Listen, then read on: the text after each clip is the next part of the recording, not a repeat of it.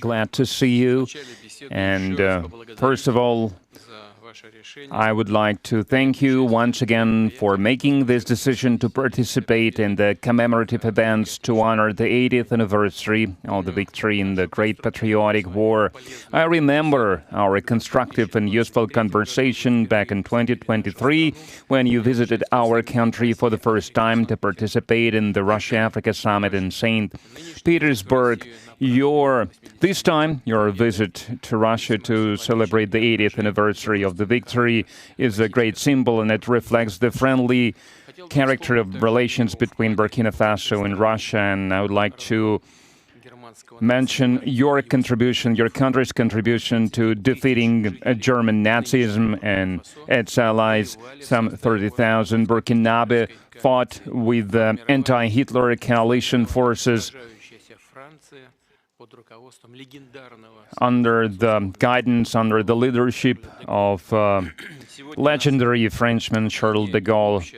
And now we are united by our joint goal to fight against terrorism and extremism, and we will continue to support the Republic and restoring constitutional and lawful order, to fight against unlawful factions that are still operating in some parts of Burkina Faso. In recent years, we have accomplished great progress in mutually beneficial cooperation in various fields. In the end of 2023, after more than 30 years of hiatus, the embassy of Russia in Ouagadougou was turned operational again. And the economic cooperation is also important, even if trade is modest. It's growing, which is a good trend, and we need to preserve it.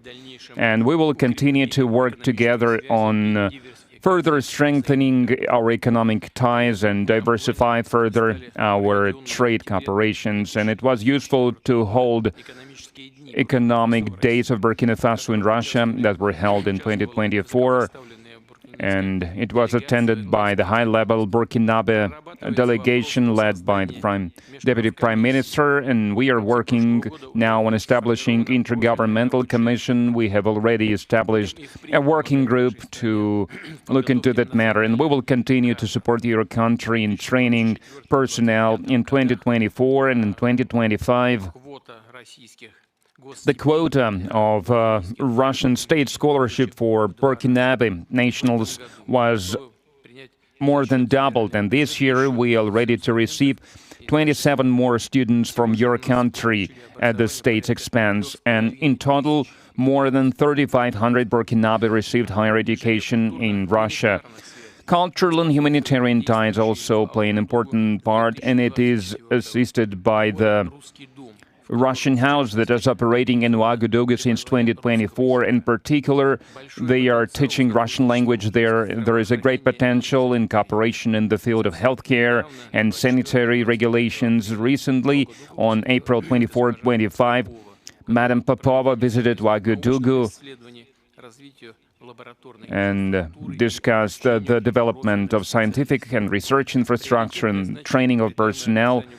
We also prioritize humanitarian support for Burkina Faso. Last year, we allocated 25,000 tons of wheat free of charge, and this month we are going to send a large supply of other food products to Ouagadougou. We appreciate the support from Burkina Faso and many international platforms, including the UN and other multilateral platforms.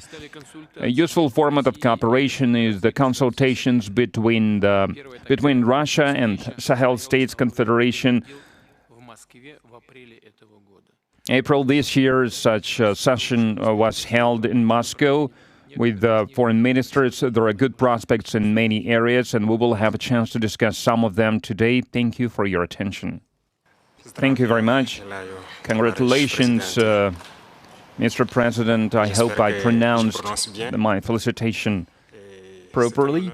For me, it was an honor to be part of these commemorative events devoted to the great victory anniversary, and I would like to thank you for inviting us. It was a great honor for us. And I need to say that during this visit, I learned a lot. I learned a lot about culture, about history, that lay the foundation of the resistance of the Russian people, of its struggle. I learned of sacrifices your people made, and due to these sacrifices, we are free now. And I would like to thank you once again for this invitation, and this meeting allows us to think about what's happening in the world today and to think about the prospects as well. The obstacles that we can see today must not stop us. These obstacles, in some way, they are even an advantage, because despite all the sanctions that were imposed on the Russian Federation by many states, Russia is still holding the leading position internationally, and we understand this, we understand how difficult it is.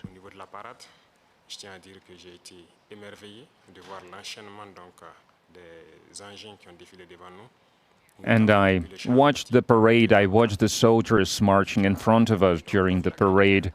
I saw the equipment, including the tanks that from the times of World War II, and I saw the modern equipment, and we would like to see the cooperation between our countries developing rapidly, developing swiftly, and acquire new shapes and forms.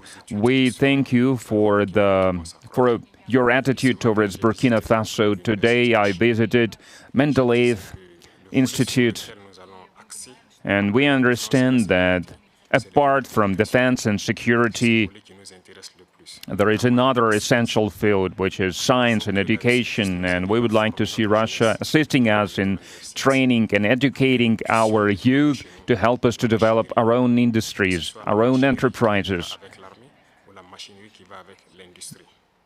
Machinery, other types of manufacturing, because it's very important for Africa.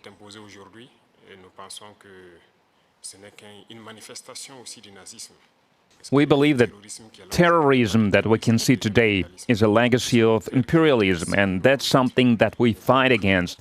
If we put an end to this war, if we have a strong army, then we can develop our motherland. This is why we continue to fight. That is why we have this struggle. That's why it's important to train personnel, to educate people. In Africa, Africa needs a lot when it comes to equipment, when it comes to technology and machinery, and there are a lot of expectations in this regard. And that's why we still need to do a lot, we need to work a lot, and we would like to request an assistant, and the most important thing you can help with is this exchanges, transfers of technology, exchange of experience. We need to understand how we can use the experience and the know-how that Russian universities have, and how we can spread it to Burkina Faso, how we can open branches of the Russian universities and Burkina Faso to be more efficient in the way we educate our people, our citizens. This is the essential task that we are faced with. We would like to see Burkina Faso developing, and we would like to see students coming to us.